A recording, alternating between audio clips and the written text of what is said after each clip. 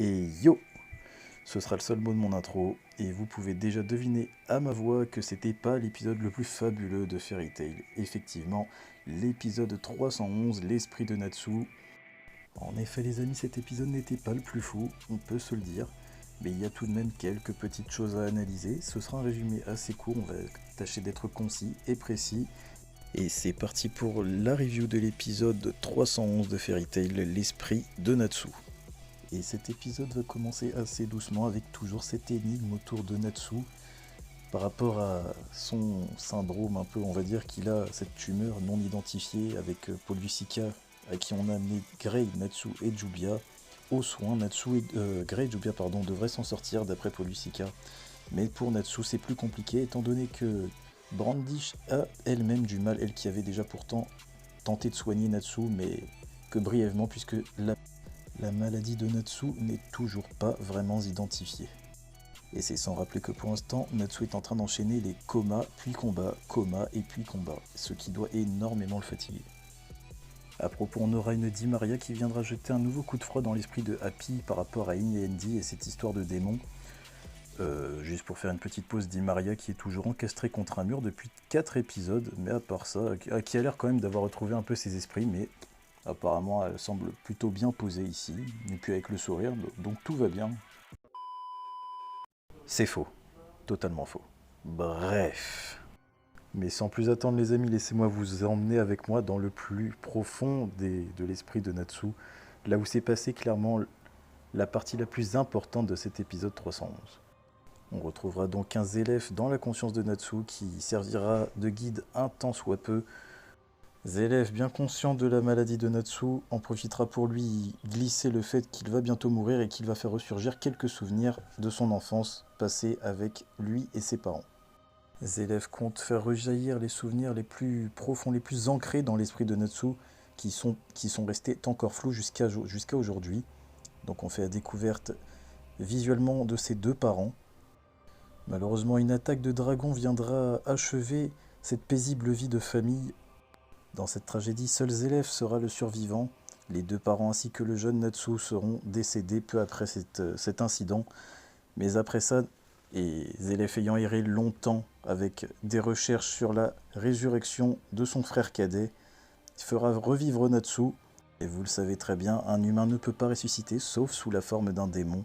Et c'est ainsi qu'est né Natsu, Eterius Natsu Dragnir. La suite, les amis, on la connaît assez bien puisque Natsu a été élevé par Ignir dans le but d'apprendre la magie anti-dragon et de terrasser Acnologia dans le futur.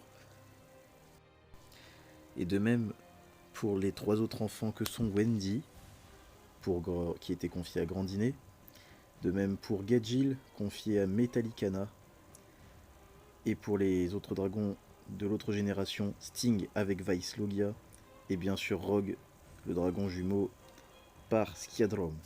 Cet accent russe était très dégueulasse.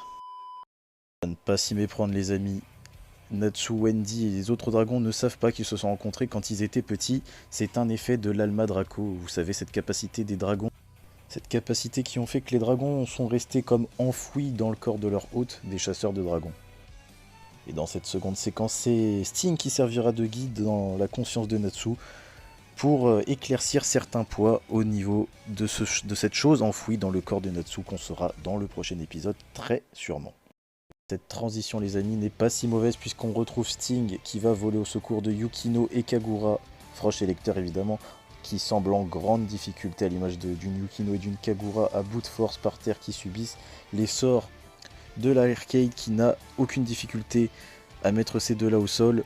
C'est pour ça qu'interviendra Sting qui sera un mage d'une autre trempe évidemment puisque il expliquera à l'arcade que dans ses prochains sorts qui ne serviront à rien, aucun effet puisque tout ce qui touche à la magie blanche n'a donc aucun effet et il tentera même de riposter en avalant, tel un chasseur de dragons, la magie de l'arcade avec un goût assez bizarre dira-t-il, mais qui lui fait étrangement beaucoup de bien. Dans ce combat les amis on aura le droit quand même à une petite séquence parlotte, si on peut dire ça comme ça, qui concernera Natsu, puisque bien sûr le but de l'arcade maintenant il est très clair, c'est de tuer Natsu, comme on l'avait vu avec une sorte de jalousie, puisque Zélef n'en a que pour Natsu, lui qui est le fils direct de Zélef. Mais là, on est sur autre chose, évidemment. Une conversation qui tournera autour de l'odeur de l'arcade Natsu et Zélef qui ne sont pas logiques selon Sting et son flair infaillible de chasseur de dragons. Et même si dans un premier temps Sting avait l'air de pouvoir tenir bon face à l'arcade, il va devoir subir un sort assez étrange de la part de l'arcade qui... Eh ben j'ai envie de vous dire qu'il va le rendre affamé, oui. Et maintenant en avant-première, la partie la plus importante de cet épisode, musique.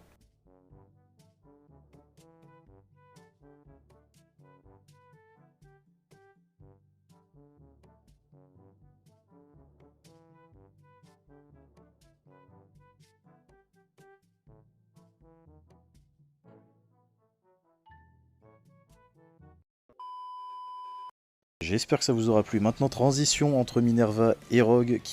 Rogue va demander à Minerva d'interchanger Yukino et lui-même pour aider Sting. C'est ce qui va se passer puisque Rogue va se retrouver sur le champ de bataille avec Sting. Les deux dragons jumeaux vont donc affronter l'arcade oui mais non, puisque lui-même à bout de force va prêter sa force, son reste de force à Sting qui va devoir s'occuper seul de l'arcade. N'oublions pas les amis que Sting, personnage que j'aime beaucoup au passage, de par son design, mais aussi il est le maître de Sabertooth à ne pas oublier, et il va vouloir venger ceux qui l'ont mis à terre, dont Yukino qui a pris beaucoup de dégâts à cause de l'arcade.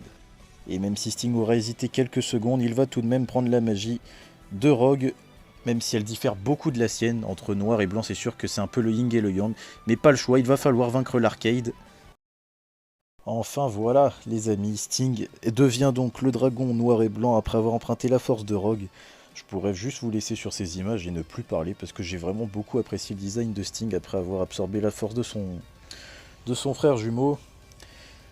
Mais je crois que l'arcade va aussi passer aux choses sérieuses puisque j'ai beaucoup aimé le nom de ce sort aussi. Il va s'apprêter à lancer Rest in Peace et ça... En tout cas, j'espère que ça annonce du lourd pour le prochain épisode et cet affrontement entre l'arcade et Sting. Les amis, on va terminer cette review avec cette dernière séquence avec Natsu évidemment. Le mystère règne toujours avec Lucy, Poliusica, Brandish, Evergreen et les autres autour qui se demandent pourquoi Natsu fume autant. Ah! Et voilà les amis, voici la fin de cette review de l'épisode 311 de Fairy Tail. Je vous invite à vous abonner si ce n'est pas encore fait, si tu as apprécié, tu sais ce qu'il te reste à faire, pouce bleu, commentaire, tu fais ce que tu veux. Et moi je vous retrouve dès la semaine prochaine pour l'épisode 312, une nouvelle review. Ciao et portez-vous bien.